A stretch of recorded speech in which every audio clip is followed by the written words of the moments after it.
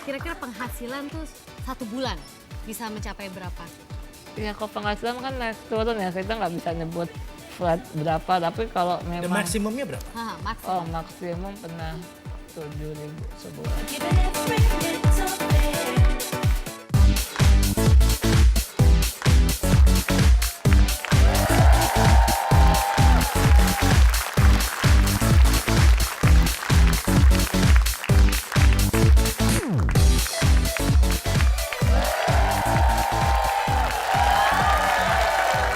Kita kembali lagi di Ladies Night. Ya, nggak cuma Alvin Adam aja yang sudah dari muda memiliki karir yang luar biasa sampai sekarang lanjut terus makin meningkat ya. Tapi ada juga bintang tamu saya selanjutnya ini, dia juga masih muda tapi karirnya juga luar biasa, bisnisnya banyak banget dan omsetnya ini sampai mencapai puluhan juta rupiah. Sebelum kita ngobrol-ngobrol, kita akan lihat dulu aja yuk profilnya seperti apa. Ini dia.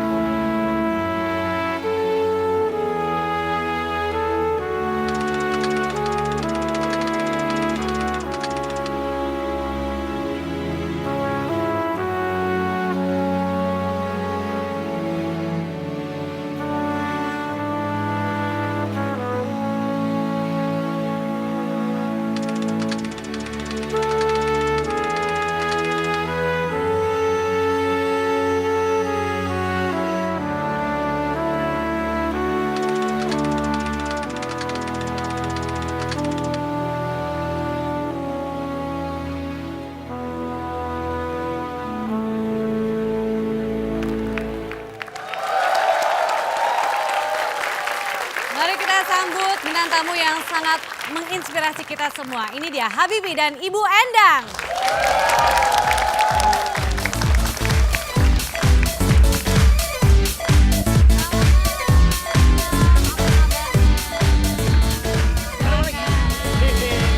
Ibu Endang, selamat datang di Ladies Night. Terima kasih. Silakan Ibu.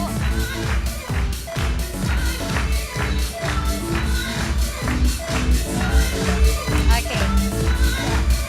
Silakan Bu.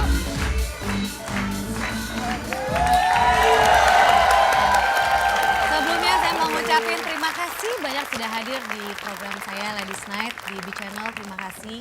Iya. Apa kabar Habibie? Alhamdulillah baik. Alhamdulillah baik. Ini yang lebih punya inspirasi. Itu dia. Masih muda, semangatnya juga luar biasa. Ngomong-ngomong umurnya emang berapa sih? 25 tahun. 25 tahun. Iya. Wow. Saya dengar kamu banyak banget bisnis yang kamu geluti. Emang ada berapa sih bisnisnya? Kurang lebih ada 3.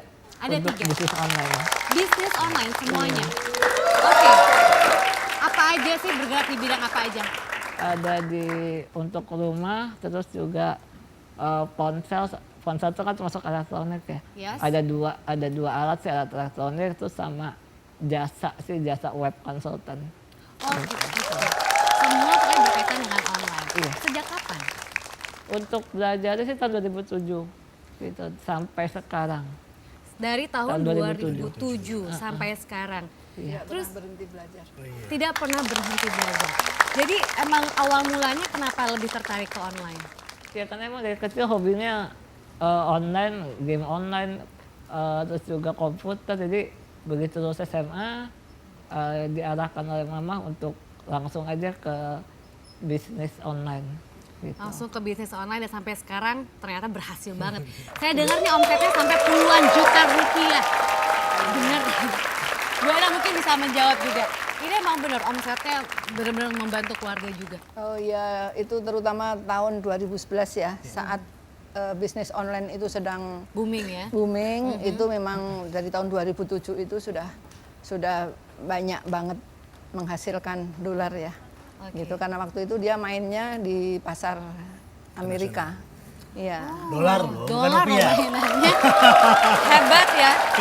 Tapi dunia bisnis kan juga dunia yang apa namanya Up and down, jatuh ya? bangun juga. Jadi ya kadangkala kita di atas, suatu saat juga jangan kaget, jangan menyerah kalau kita pas lagi di bawah. Itu paling penting, jangan pernah Iya. menyerah ya. Iya. Baik, Ibu Endang ini kan selalu menemani Habibie kemanapun Iya, betul. berada gitu ya.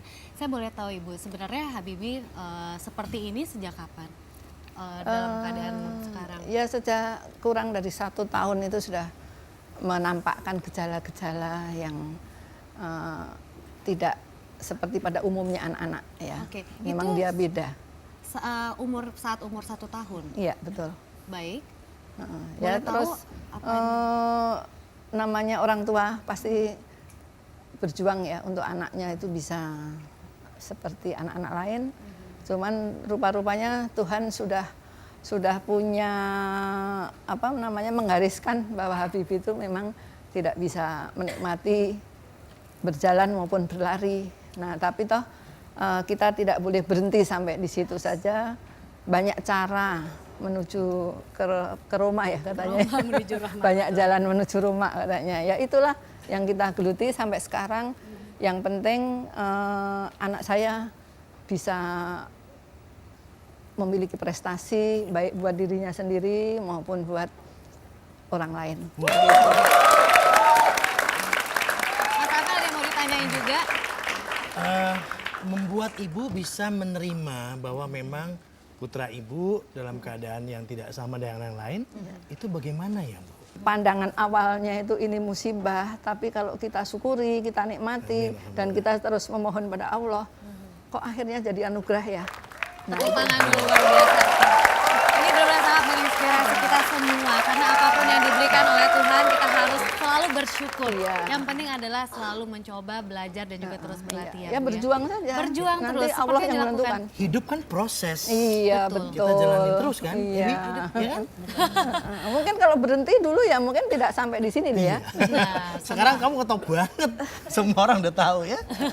Alhamdulillah. ini semua kegiatan yang dilakukan oleh Habibie juga selalu ditemani oleh Bu Endang jadi sampai Ya, sekarang ya. ya memang apa ya, sama ada pengasuhnya juga. Jadi kita juga karena kadang-kadang juga dia itu selalu minta saya menemani gitu. Boleh tahu nggak sih kira-kira penghasilan tuh 1 bulan bisa mencapai berapa? Ya kalau penghasilan kan naik turun ya, kita nggak bisa nyebut flat berapa, tapi kalau Dan memang maksimumnya berapa? Maksimum. maksimum pernah 7.000 sebulan, $7.000. $7.000. Banyak sekali yang sudah dicapai oleh Saya Habibie. masih jual kebuli berapa banyak ya? Itu mungkin bisa dibantu untuk menjualkan Oh, kebuli. Pak, Iya, boleh. nggak ada yang kebetulan. Pasti kita bisa kerjakan nanti. Pasti ya. nanti bisa akan kerjasama, betul. Dan ternyata Mas Alvin dan juga penonton dan pemirsa yang ada di rumah, ini kegiatan Habibie itu banyak sekali. Nah sekarang kita mau intip nih, apa aja sih kegiatan yang dilakukan oleh Habibie? Ini dia.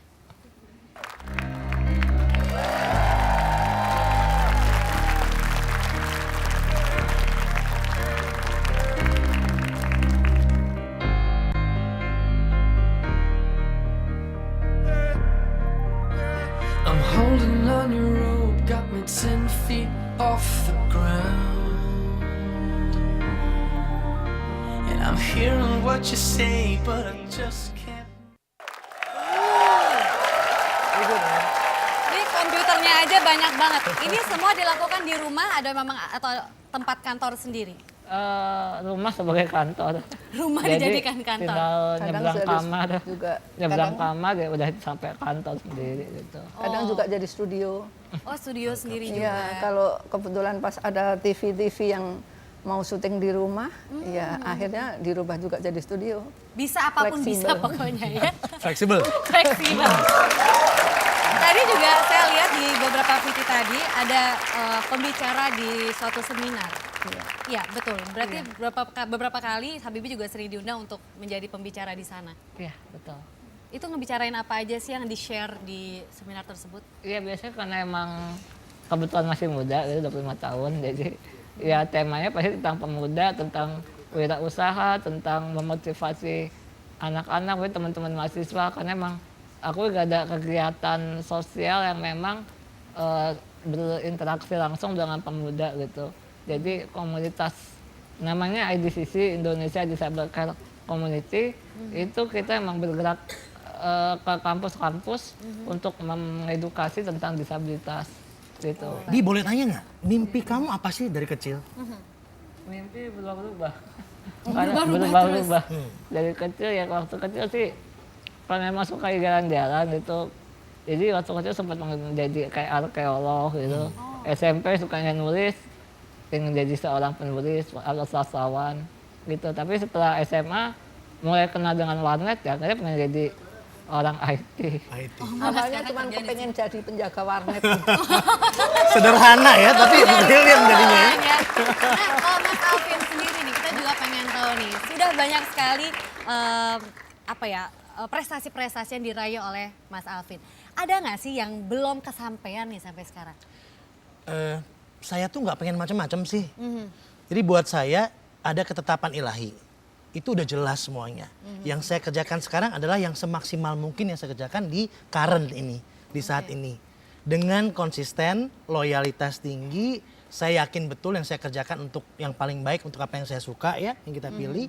Hasil akhir bukan kita yang nentukan. Kerjakannya maksimal, hasil akhir itu punya sang Halik. Jadi jalanin aja. Jalanin aja, semua pasti akan ketemu nantinya. Tapi harus usaha ya, maksimal. Kalau nggak maksimal ya nggak dapat apa-apa. Yang jelas itu tadi mencoba dulu. Mencoba, Iya, pasti. tadi kan kayak Mas Rasi Kebuli, mencoba dulu di rumah gimana bikin resep-resepnya. Ternyata bisa belajar terus, akhirnya sekarang jadi bisnis. Plus jeli melihat peluang yang ada. Itu dia, harus jeli melihat peluang yang ada. Sama seperti bintang tamu yang saya satu ini juga sangat jeli sekali melihat peluang yang ada. Biasanya nih ya, kalau ada sampah langsung dibuang aja nih. Tapi kalau yang ini, ada sampah malah dimanfaatin jadi sesuatu yang lebih berguna lagi. Siapakah beliau? Makanya jangan kemana-mana, tetap di Ladies Night.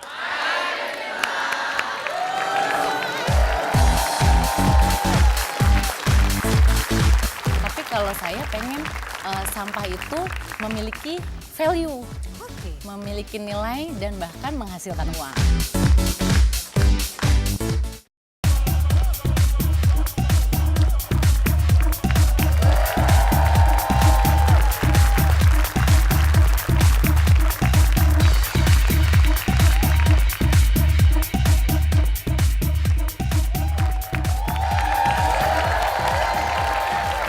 Semua masih semangat kan ya? Masih. Apalagi yang ada di rumah jangan pernah pindah channel. Karena kenapa bintang tamu saya yang satu ini sebenarnya cocok sekali dengan bintang tamu saya sebelumnya, yaitu Alvin Adam. Kalau Alvin Adam kan nggak bisa banget nih ngelihat sampah, harus semuanya beberes aja, pokoknya nggak mau, harus bersih banget.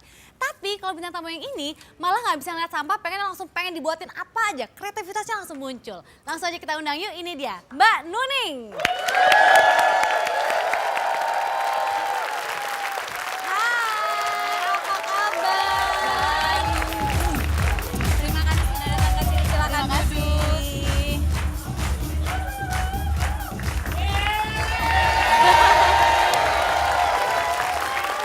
Sampah bisa jadi sesuatu yang berguna. Kenapa harus pilih sampah? Bingung ya? Ya, bingung ya. Tapi ada gitu. Jadi ya karena sampah yang sekarang biasa kita dengar ya Mbak, biasanya kan berbau, terus kotor gitu Pokoknya kan. jangan males deh untuk nyentuhnya aja, males Males gitu. untuk nyentuh. Tapi kalau saya pengen sampah itu memiliki value, memiliki nilai dan bahkan menghasilkan uang. Itu dia, Itu dia, menghasilkan uang. menghasilkan Paling penting uang. ya. Iya. Yang paling belakang di garis bawahi. Betul. Oke, tapi kenapa milih sampah gitu? Kan banyak yang lain lagi nih, banyak yang yang lain emang udah jelas gampang bikinnya, terus udah nggak usah repot-repot lagi. Kalau ini kan nyari bahan bakunya susah. Itu gimana? Nah sebenarnya kalau cerita kenapa harus sampah, sampahnya juga kebetulan kan saya ada bukunya kan, buku Sampah Jadi Uang. Ini memang inspirasinya dari rumah kita sendiri. Jadi semuanya itu memang harus diawali dari diri kita sendiri ya. Yang ada di lingkungan Yang kita ada juga. di lingkungan kita, di rumah kita. Dan alhamdulillahnya inspirasinya memang dari rumah, dari anak saya sendiri. Oh, awalnya dari anak?